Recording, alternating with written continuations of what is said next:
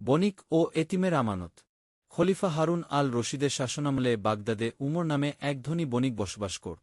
সে বুদ্ধিমান ও সফল ব্যবসায়ী ছিল। একদিন উমর তার দোকানে বসে থাকাকালীন এক দরিদ্র নারী তার ছোট ছেলেকে নিয়ে এল। মহিলার পোশাক পুরাতন ও ছেঁড়া ছিল। তিনি কাপা কণ্ঠে বললেন, হে বণিক, আমি তোমার পুরনো বন্ধু মালিকের স্ত্রী।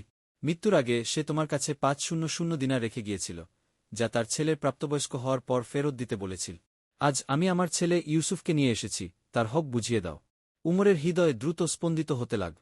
সত্যি কয়েক বছর আগে মালিক তার কাছে 500 দিনার রেখে গিয়েছিল, কিন্তু সময়ের সঙ্গে সঙ্গে সে সেই টাকা নিজের ব্যবসায় খাটিয়ে দিয়েছিল, ভাবছিল পরবর্তীতে ফেরত দেবে। কিন্তু এখন তার লোভ তাকে অন্য পরামর্শ দিল, যদি আমি বলি যে এই টাকার কথা মনে নেই, তাহলে কে প্রমাণ করতে পারবে?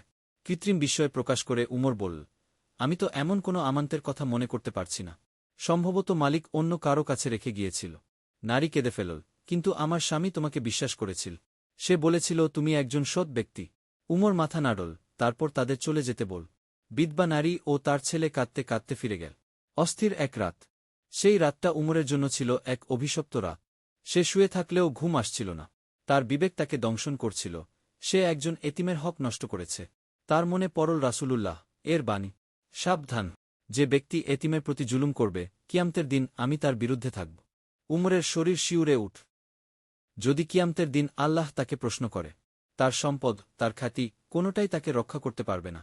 সে তাড়াতাড়ি উঠে গিয়ে তার সিন্দুক খুল 500 দিনার বের করল এবং অনুশোচনায় 100 দিনার বেশি যোগ কর।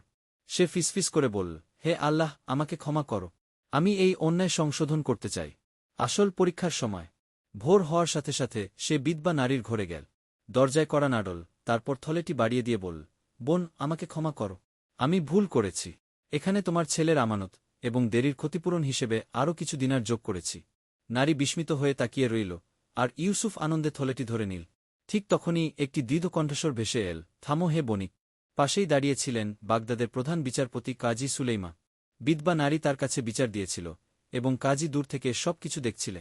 তিনি উমরকে জিজ্ঞাসা করলেন, তুমি প্রথমে এতিমের টাকা আত্মসাৎ করতে চেয়েছিলে, কিন্তু এখন তা ফিরিয়ে দিলে। বলো, কি তোমার মন পরিবর্তন করল? উমর চোখ নামিয়ে বলল, আল্লাহর ভয় ও আমার বিবেকের দংশন।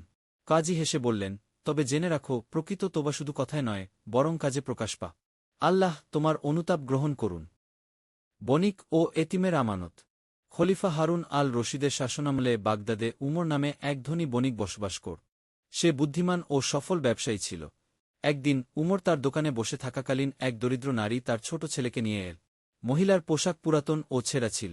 তিনি কাপা কণ্ঠে বললেন, হে বণিক, আমি তোমার পুরনো বন্ধু মালিকের স্ত্রী।